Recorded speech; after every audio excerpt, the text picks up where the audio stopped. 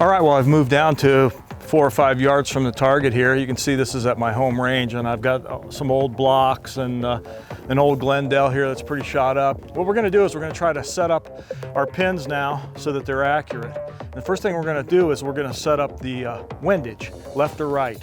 Always remember, if the arrow hits left, move the sight housing left. You gotta follow the arrow. If it hits to the right, move it to the right. This is our first shot. Line up, open hand, line up the level, get your pin in the middle. I'm aiming at the block black at the 0, top pin. Okay, we can see that I'm shooting to the left, so I need to move the whole sight housing to the left. Now, one of the things you got to realize on these is they're really easy to adjust because they've got a little lever lock here. All we've got to do is just twist with our hands and we can loosen it up, and then we can adjust accordingly. We're gonna tighten that back up and we'll shoot another shot.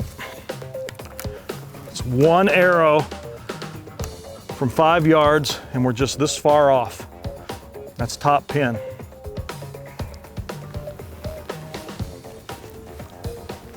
Center of the reticle.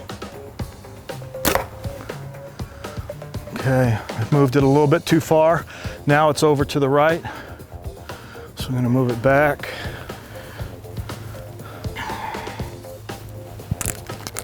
One more shot.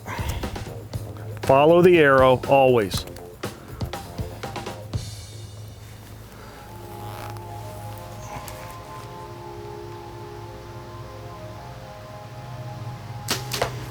Perfect windage. You can see left to right. First shot, second shot, third shot. So we've got windage. I'll pull these arrows and we'll go back and we'll get the elevation. All right, now we're gonna check the elevation. We'll come back to 20 yards. And we'll shoot these arrows again. We hit low, gotta go down, remember? Down.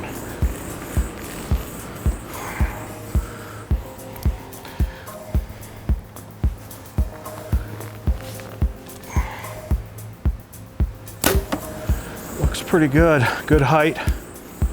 We'll shoot one more at 20.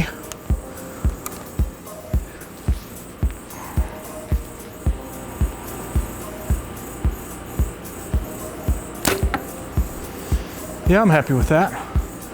Let's do 30.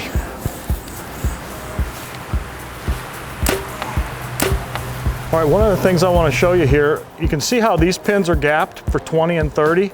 This is our rover pin, and we're probably going to want to gap up here about the same. Somewhere right in there, that's gonna be our 40-yard pin. And once we shoot that and we kind of adjust it, whatever we need, we'll mark over here on the side for 40. And then we'll gap it out again, probably about the same gap for 50. And that's how we'll do it. We'll gap it on the side right there.